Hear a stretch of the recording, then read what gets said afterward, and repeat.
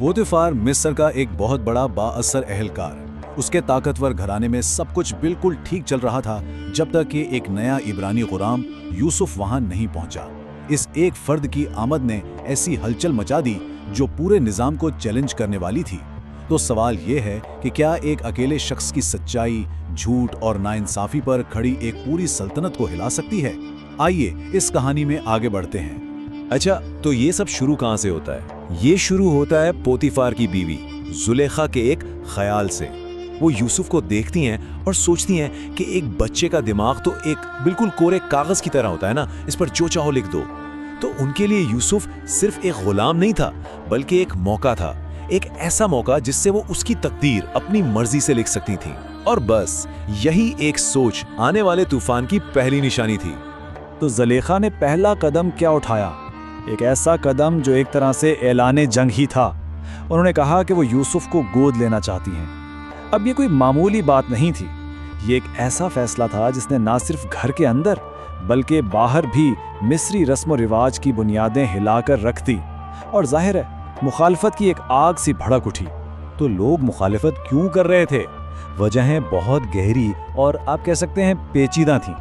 पहली बात तो ये कि यूसुफ एक गैर मुल्की था, निचले तबके से था। ये मिस्री कानून और रिवाजों के बिल्कुल खिलाफ था। सबसे बड़ा मसला था उसका अकीदा। किसी को नहीं पता था कि वो किसको मानता है, और ये डर था कि कहीं वो उनके अजीम देवता आमून का दुश्मन ना हो। ये बात तो बिल्कुल नाकाबिल बर्दाश्त थी।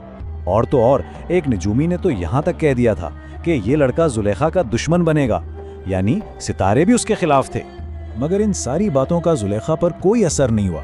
उन्होंने इन तमाम वार्निंग्स को एक तरफ रख दिया। उनको पूरा यकीन था कि वो उस लड़के को जैसा चाहेंगी वैसा बना लेंगी, मतलब वो तकदीर को अपनी मर्जी से बदल सकती हैं। और यही जिद, यही अज़्म उन्हें सीधा टकराव के रास्ते पर ले जा रहा था।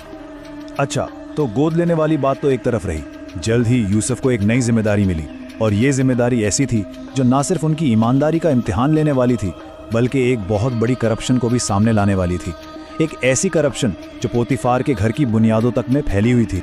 तो यूसुफ ने क्या किया? उन्होंने सिर्फ एक सादा सा सवाल पूछा, और उस एक सवाल ने एक बहुत बड़े फ्रॉड का पर्दाफाश कर दिया। पता ये चला कि देवताओं के नाम पर जो खाना मुख्तस होता था वो असल में सीधा काहिनों की जेबों में जा रहा था। जरा सोचें, अमून के मंदिर के सिर्फ 5 पुजारी 20 लोगों का राशन ले रहे थे। तो जाहिर है एक सवाल तो बनता था, ये फालतू राशन, ये सारा खाना आखिर जा कहाँ रहा था?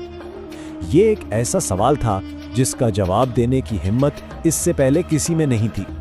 यूसुफ के इस सवाल ने पूरे घर में छाई खामोशी को तोड़ दिया था। यूसुफ ने जो देखा वो बहुत साफ था।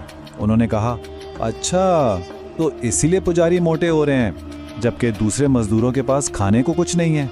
उनकी ये बात एक आईने की तरह थी जिसने माशरे का असल चेहरा दिखा दिया। एक तरफ देवताओं के नाम पर ऐश था और दूसरी तरफ असली मेहनत करने वाले भूखे थे।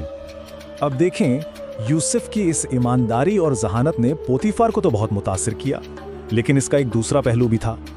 दूसरे लोग, खास तौर पर पुराने मुलाजिम, उनके दिलों में हसद की आग भड़क उठी। एक बाहर से आने वाले की इतनी जल्दी तरक्की उन्हें बिल्कुल भी हजम नहीं हो रही थी। जरा फर्क देखें, एक तरफ पिछला निगरान था जिसने सालों गुलामी की, सख्त मेहनत की, तब जाके पोतीफार का एतमाद जीता, और दूसरी तरफ यूसुफ, जिन्हें यह बड़ा ओहदा तकरीबन फौरन ही मिल गया।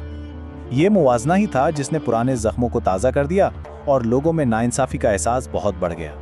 तो वो निगरान जिसे हटाया गया था, उसके दिल की बात सुने। वो कहता है, अब एक लड़का, एक इब्रानी चरवाहा आकर सब कुछ बर्बाद कर देता है। इसकी आवाज़ में सिर्फ गुस्सा नहीं है, बल्कि एक पूरे टूटे हुए सिस्टम की शिकायत है कि भाई ये कैसे हो सकता है कि कोई बाहर वाला आए और सब कुछ बदल दे। ये वो गुस्सा था जो अब पूरे घर में फैल रहा था। लेकिन यूसुफ का रद्द अमल देखें। वो ताकत के नशे में नहीं आए। उन्होंने इस आदमी की तकलीफ को समझा, उससे माफी मांगी और वादा किया कि उनकी वजह से किसी का रोजगार नहीं छीनेगा। ये आजिज़ी असल में उनकी ताकत का एक और सबूत थी। तो अब तक जो लड़ाई समाजी और माशी सतह पर थी, वो एक नया और खतरनाक मोड़ ले रही थी। हसद और करप्शन की ये आग अब मजहब की जंग बन चुकी थी। अब ये चैलेंज सीधा मिस्र के देवताओं को दिया जा रहा था। और इल्जाम क्या लगा? बिल्कुल सीधा और संगीन। क्या तुम काफिर हो? क्या तुम हमारे देवताओं को नहीं मानते? यह सिर्फ एक सवाल नहीं था, समझें, ये एक तरह से मौत की सजा का मुतालबा था। इसके जवाब में यूसुफ ने जो कहा उसने सबको चुप करा दिया। उन्होंने कहा, मैं काफिर नहीं हूं, मैं खुदा की इबादत करता हूं, तुम्हारा खुदा, मेरा खुदा, सबका खुदा। अब ये एक ऐसी बात थी, एक ऐसा तसव्वुर था जो लोगों की समझ से बिल्कुल बाहर था। एक खुदा, सबका खुदा। इस वाक़े के बाद एक बहुत अहम मुलाकात हुई। पोतीफार ने यूसुफ को बुलाया अकेले में। वो यूसुफ से बराह रास्त सच जानना चाहते थे, आमून के बारे में, वही आमून जिसे मिस्र की ताकत की सबसे बड़ी निशानी समझा जाता था। और इस मुलाकात में जो सच सामने आया वो बहुत हैरान करने वाला था। एक तरफ यूसुफ का अकीदा था कि आमून एक पत्थर से ज्यादा कुछ नहीं, और दूसरी तरफ पोतीफार ने खुद बताया कि वो भी पुजारियों और उनके गरूर से तंग आ चुके हैं। तो यहाँ आकर यूसुफ का अकीदा और पोतीफार की मायूसी एक ही नुक्ते पर मिल गए, और इन दो बिल्कुल मुख्तलिफ दुनियाओं के बीच एक खामोश खुफिया इत्तेहाद बन गया। मगर कहानी यहाँ रुकी नहीं। जो पुजारी यूसुफ से हारा था वो बदले की आग में जल रहा था। वो सीधा पहुंचा आमून के सबसे बड़े काहिन के पास और उसे सारा वाकया सुनाया। और इस बातचीत से एक बहुत गहरी साजिश का पर्दा उठा, एक ऐसी साजिश जो पूरे मिस्र को हिला देने की ताकत रखती थी। सबसे बड़े काहिन ने जो कहा वो सुनने वाला है। वो गुस्से में बोला, तुम एक 10 साल के बच्चे से हार के भाग आए? अरे हम यहाँ हुकूमत का तख्ता उलटने की कोशिश कर रहे हैं और मेरा कमांडर एक लड़के से हार गया। इन अल्फाज ने एक खौफनाक हकीकत खोल कर रख दी कि मंदिर के पुजारी सिर्फ करप्ट ही नहीं थे, बल्कि वो तो फिरौन एमेनोतब के खिलाफ बगावत की पूरी साजिश कर रहे थे। तो अब जाकर ये बात बिल्कुल साफ हो गई कि पोतीफर के घर में जो कुछ हो रहा था वो तो एक बहुत बड़ी जंग का एक छोटा सा हिस्सा था। असल लड़ाई तो पूरे मिस्र पर कब्जे की थी।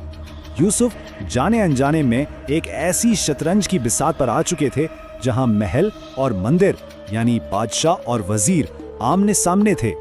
और आखिर में एक सवाल कि जब एक शख्स सच बोलने की हिम्मत करता है तो झूठ पर खड़ी सल्तनत आखिर कब तक टिक सकती है? यूसुफ की कहानी का अगला बाब क्या होने वाला है, ये तो आने वाला वक्त ही बताएगा।